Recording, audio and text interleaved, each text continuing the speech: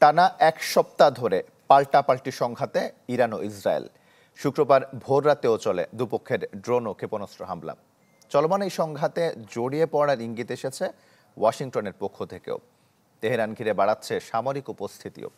এদিকে মধ্যপ্রাচ্যে সম্ভাব্য যুদ্ধের বিস্তার ঠেকাতে সতর্ক অবস্থানে রয়েছে তুরস্ক।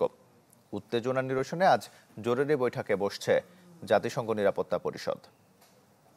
বিশ্বমানের থার্মিক্স রড, সালাম স্টিল থার্মিক্স, দেশের একমাত্র Thermex rod. Decisively defeats 3 Arab. In just 1 week in 1967, Israel 1967 সালের 6 দিনের আরব ইসরায়েল যুদ্ধে নাস্তানাবুদ হয়েছিল আরব দেশগুলো। এই যুদ্ধের মাধ্যমে প্রতিবেশী মিশরের সিনাই ও গাজা উপত্যকা, জর্ডানের পশ্চিম তীর ও জেরুজালেম, সাথে সিরিয়ার গোলান মালভূমি দখলে নেয় ইসরায়েল। 5 দশকেরও বেশি সময় পর সেই কলঙ্ক ঘোচানোর চেষ্টায় ইরান 6 দিন নয়, টানা এক সপ্তাহ ধরে ইসরায়েলের বিরুদ্ধে চালিয়ে যাচ্ছে প্রতিশোধমূলক আক্রমণ।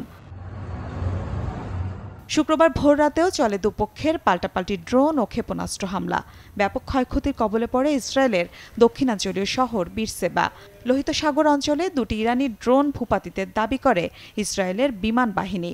এদিকে আরাক নিউক্লিয়ার রিঅ্যাক্টর সহ ইরানের বেশ কিছু সামরিক স্থাপনাতে পাল্টা বোমা হামলার দাবি জানায় তেল আবিব। ইরানে ক্ষমতার পট পরিবর্তন ইসরায়েলি অভিযানের উদ্দেশ্য না হলেও তা পরিণতি হতে পারে বলে মন্তব্য করেছেন ইসরায়েলের প্রধানমন্ত্রী বেনিয়ামিন নেতানিয়াহু। ইরান থেকে সন্ত্রাসবাদ নির্মূল করা হবে এই প্রশাসনের অধীনেই। আমরা কেবল পারমাণবিক স্থাপনা ধ্বংস করতে চেয়েছি, তবে যে যুদ্ধ শুরু হয়েছে ইরানের ক্ষমতার পালাবদল তার পরিণতি হতে পারে। চলমান সংঘাতে ইরানের বিরুদ্ধে সরাসরি জড়িয়ে পড়ার ইঙ্গিত দিয়েছে যুক্তরাষ্ট্র।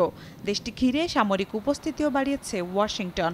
হোয়াইট হাউস জানিয়েছে ইরানে যুক্তরাষ্ট্র অভিযান চালাবে কিনা সে বিষয়ে 2 সপ্তাহের মধ্যে সিদ্ধান্ত নেবেন ট্রাম্প। বর্বর ইসরায়েলি আমেরিকান আগ্রাসনের বিরুদ্ধে চুপ করে বসে থাকবে না বলে হুঁশিয়ারি দিয়েছেন হিজবুল্লাহ নেতা শেখ নাঈম কাশেম।